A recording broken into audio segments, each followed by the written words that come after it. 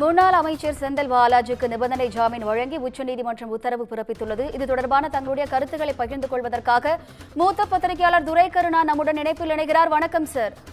வணக்கம் சகோதரி. சார், தற்போது பாத்தீங்கன்னா 15 மாதங்களுக்கு பிறகு முன்னாள் அமைச்சர் செந்தில் பாலாஜிக்கு நிபந்தனை ஜாமீன் வழங்கப்பட்டுள்ளது. இதை நீங்க எப்படி பாக்குறீங்க? உங்களுடைய கருத்துக்கள் சார். ஏறத்தாழ நீங்க குறிப்பிட்டது மாதிரி 1.25 ஆண்டுகளுக்கு மேலாக அவர் விசாரணை கைதியாகவே சிறையில் இருக்கிறதுனால இந்திய அரசமைப்பு சட்டத்தின்படியும் நீதி பரிபாலனத்தின்படியும் உச்ச நீதிமன்றம் இந்த தீர்ப்பை வழங்கி இருக்கிறது. இது ஒரு வழக்கமான அணுகுமுறை என்றுதான் நான் பார்க்கிறேன்.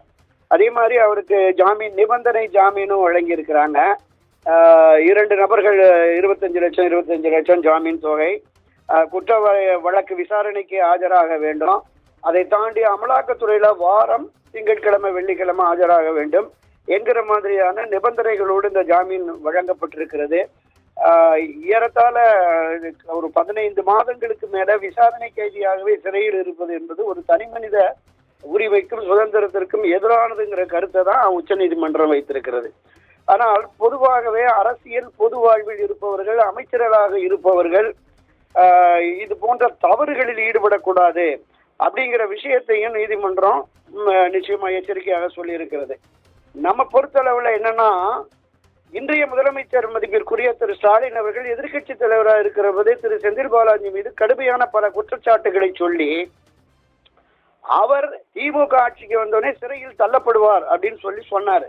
ஆனால் திமுக ஆட்சிக்கு வந்ததற்கு பிறகு அவருக்கு 2 முக்கிய துறைகளை கொடுத்து அமைச்சராகவே அழகு பார்த்தார். ஆனால் இயற்கை நியதி திரு ஸ்டாலின் அவர்கள் சொன்ன கருத்து வேறொரு வகையில் அவர் சிறையில் தள்ளப்பட்டார். அவர் குற்றச்செயலில் ஈடுபட்டிருக்கிறார், சட்டவிரோத பண பரிமாற்றத்தில் ஈடுபட்டிருக்கிறார்.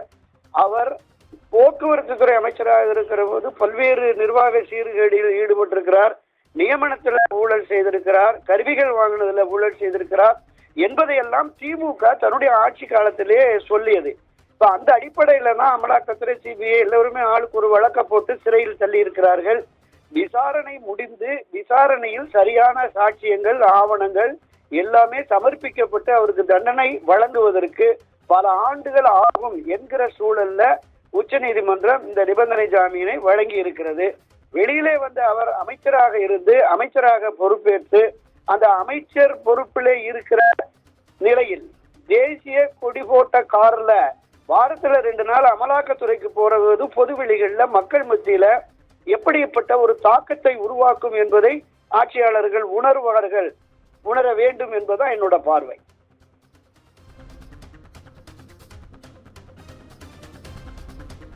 உங்களுடைய கருத்துக்களை எங்களுடன் பகிர்ந்தமைக்கு நன்றி சார்.